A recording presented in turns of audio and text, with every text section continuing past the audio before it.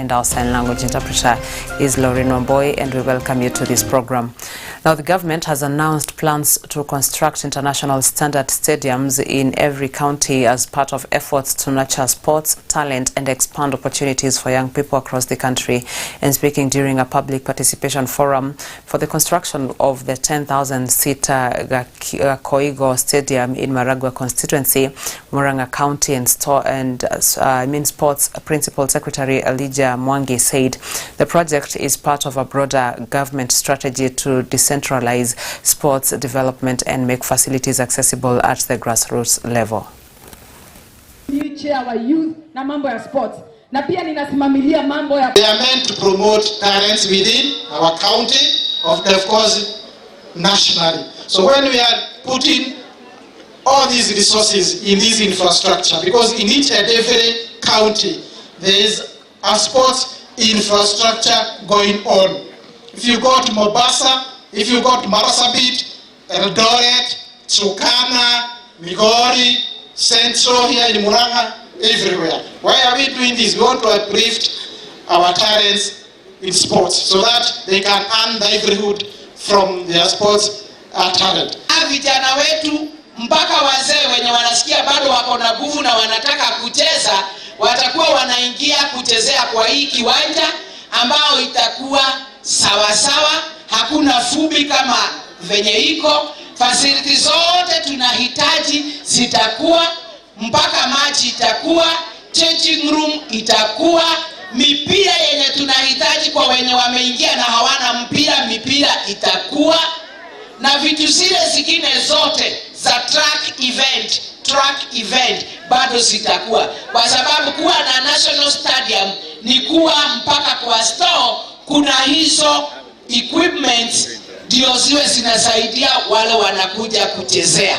Ukiangalia wanawake wengi hapa, mama zetu hapa wanalia kila siku sababu vijana hawana kazi na vijana wameingia katika ulevi na mambo ya dawa za kulevya. Lakini mheshimiwa mama, nikikuambia wakati kwenye tutaanza hii kazi ya ujenzi ya hii kiwanja ya Koigo, ile kazi tutaleta, tutapea 80% itakuwa vijana wa hapa Genda, vijana wa hapa Koigo Stadium na vijana wa Maragua na Murang'a in large. PS for TVET, Dr. Esther Moria has announced the construction of the East Strip funded Regional Center of Excellence at Meru National Polytechnic, which is now at 70% complete. I was in Malaysia scheduled for June 2025. During an inspection tour of the site, the Principal Secretary for the State Department for Technical and Vocational Education and Training said major structural works have been finalized, while installation of specialized workshops and laboratories for building and construction technology is ongoing.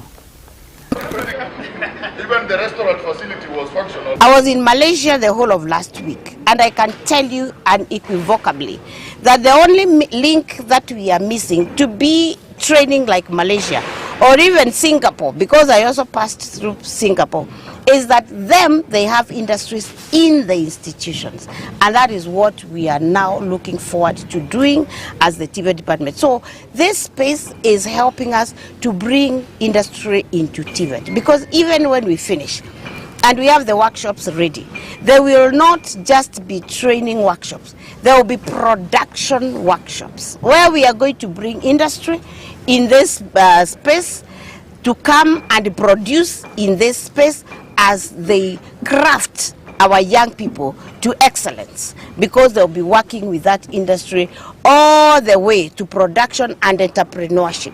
So that as they leave our institution, they live with the knowledge and even the enterprise part of it to go and start their own businesses, or to go and even be able to make and market what they will have learned to make in this institution. Technical training in Kenya is no longer going to be seen as second space, but it's going to be our first choice. The completion is at 70%, and by the end of June, within June, we are going to be completely done. So come here in July and you'll find a very beautiful institution.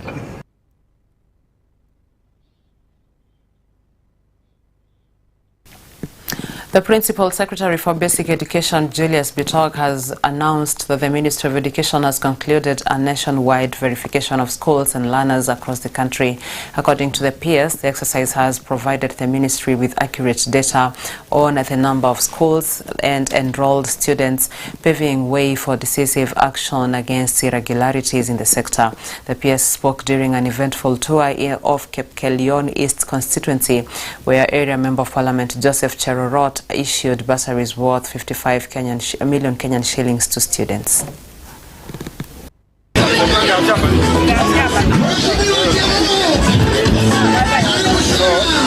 We must drain the swamp. We must clean the place. Sometimes you find me being 40 and there because I'm draining the swamp. I'm trying to clean the education sector. We want to be very sure, even going forward, that how many learners do we have, how many schools do we have, how many are new registered, how many belong to the church, how many belong to the mosque, how many belong to the private, so that we are sure what actually we have on the ground. And that is something that has never been done in this country since independence. It was the first time we are doing it. Next week, we are handing over the report to the DCI so that we can be able to go our next formal to ensure that we do thorough investigation to confirm. And anybody who is found culpable, they will face the law. Anybody who is innocent will not be touched. Tunashukuru serikali kwa hii maneno ya capitation. Ilikuja kabla hata shule haijafunguliwa. Na ningependa Bwana PS kukuambia fanya kazi, endelea na kazi yako. Sisi tunakuunga mkono. Hizo siasa zingine ambazo tunaona saa zingine, hiyo siasa tusiweke katika mambo ya elimu, siasa katika taifa letu. Maana hapo ndio tunataka kuwapatia watoto wetu msingi wa kutosha. From the National Assembly allocated over 700 billion. You know, this education sector is very, very important.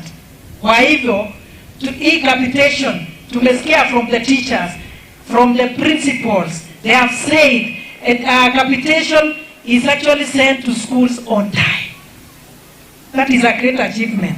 And hii yote ni being focused, and that is William Ruto himself. He's an educationist. Tuambia sisi tunaweza japa siasa yetu, hiyo ni kazi yetu, lakini tusilete siasa ndani ya elimu. Tuwajane na elimu endelee mbele, kwa kuwa elimu ni maisha ya watoto wetu. Ile maneno ya siasa nyingine sisi tupigane kule nje yake, tufanye siasa pale, mshindi atatangazwa na mwenye atashindwa ataunga yule mkono mbele.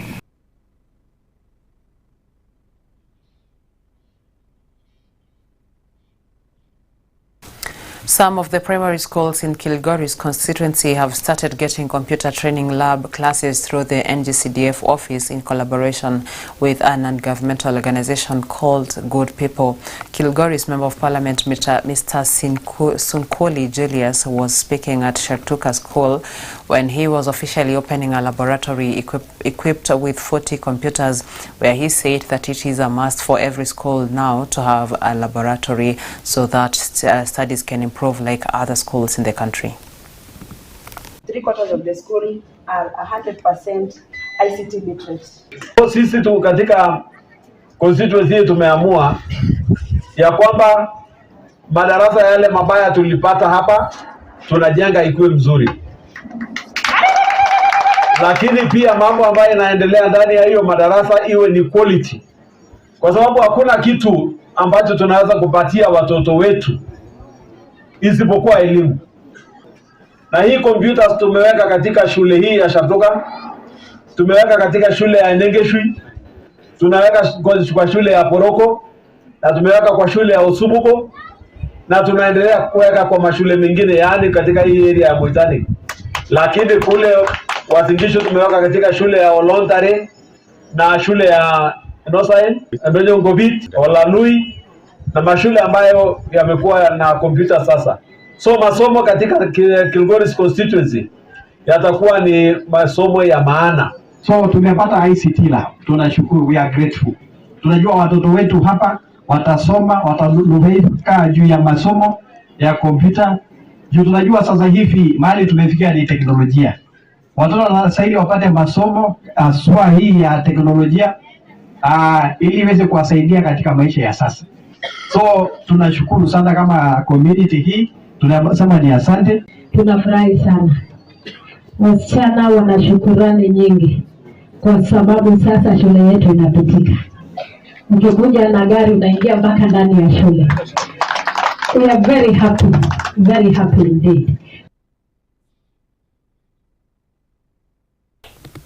Health unions in Meru County today held a consultative departmental meeting with county officials in a bid to address grievances raised by health workers earlier this week. The meeting brought together union representatives and senior county leadership in efforts to find an amicable solution and avert a looming strike that had caused anxiety among residents. Speaking after the meeting, Chief of Staff Julius Mbijiwe said the county government remains committed to listening to the concerns of health workers and ensuring their welfare is addressed.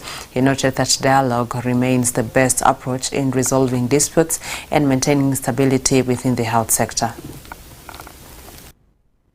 On matters, the doctors, KNP and you, we've said that one will be engaged separately with the Kenya National Union of Nurses so that then we can address their issues, the specific issues that they have, and we make progress in them and ensure that the workers of the county of Meru are comfortable. Yes, they might not be 100% because the requests are so many and the positions, yes, they are there, but the issue is also the money. And you realize very many unemployed because, for instance, in the Department of Health, we wanted 145 persons, but the applicants were 21,000. So it means there are so many out there, but we shall try every other year to increase as per the budgets. Today we had invited the healthcare workers unions, all of them, their leaders, so that we could give them a progress report on the process of employment. We were doing new recruitment and also promotions for the officers who had stagnated in their job groups. So today we have met, we have given a progress report on what we are doing and where we have reached. So we want to promise that as a county government we have explicit instructions from our governor that we need to treat workers with dignity, and that is exactly what we are doing. We hope the County Public Service Board, in a very short span of time, probably the next 2 weeks, is going to do a conclusive report on what they've been able to do so that we can be having a harmonious working relationship with our workers in the Meru County government.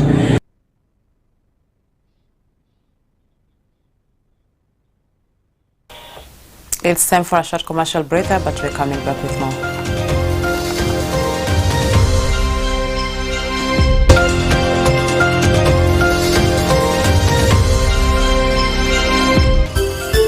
Unatazama Mwangaza TV, tumaini lako.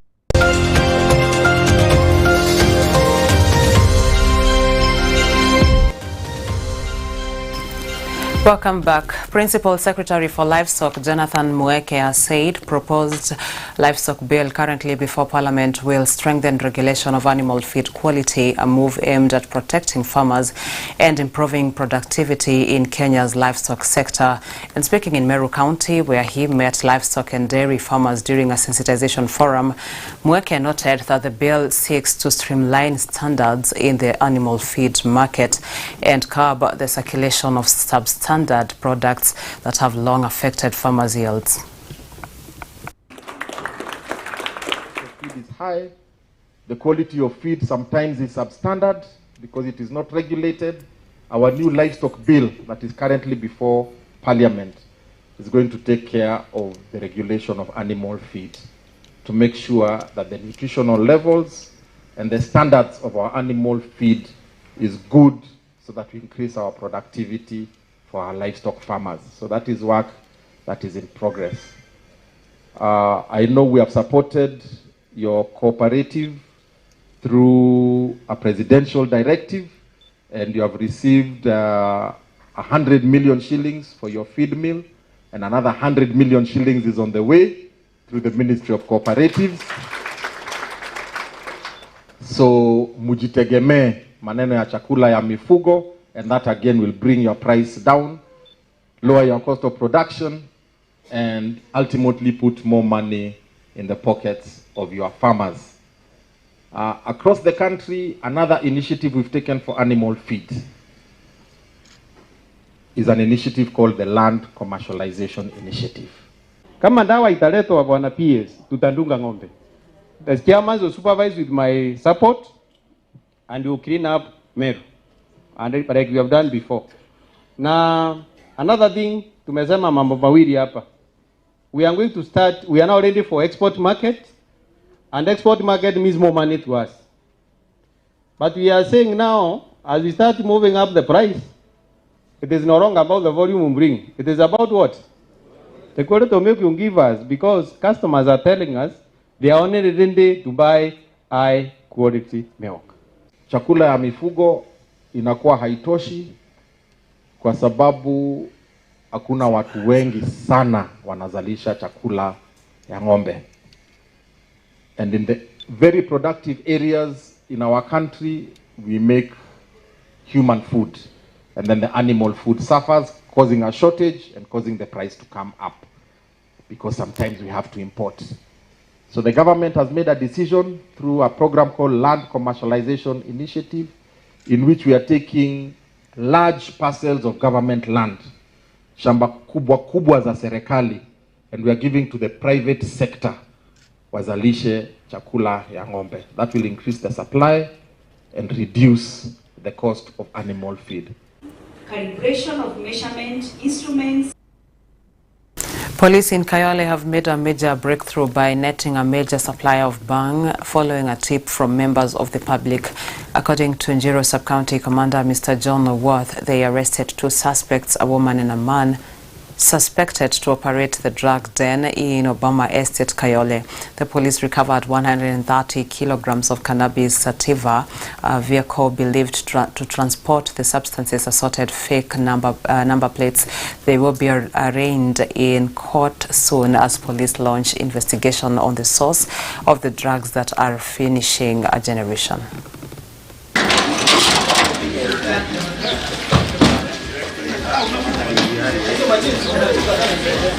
Leo kama saa 10 tulipata habari kwamba iko watu wanasafirisha bangi kutoka hii area. So officers wetu kutoka Obama wakakuja na kwa ukweli wakapatikana watu na hizi bidhaa, hizi kiasi, number plates hizi, zile mashini ya kupima, na watu wawili wamenaswa na watakuwa arraigned in court. Wataenda kotini tukiendelea na uchunguzi, mahali inapelekwa, mahali inauzwa, wateja ni akina nani. Street value ni kama 3.1 million, kama milioni 3 na about 130 kilograms. Imewekwa na some sellotapes, wamefunga vizuri ndio wapeleke mahali wanaenda kuuza kwa their customers. Macho wakiona vitu kama hizi wapige ripoti mara moja kwa polisi, tusaidiane, kwa sababu ikiwachelewa iende kwa wananchi ya kawaida, inaleta hii ugonjwa kubwa sana mpaka inapoteza watu.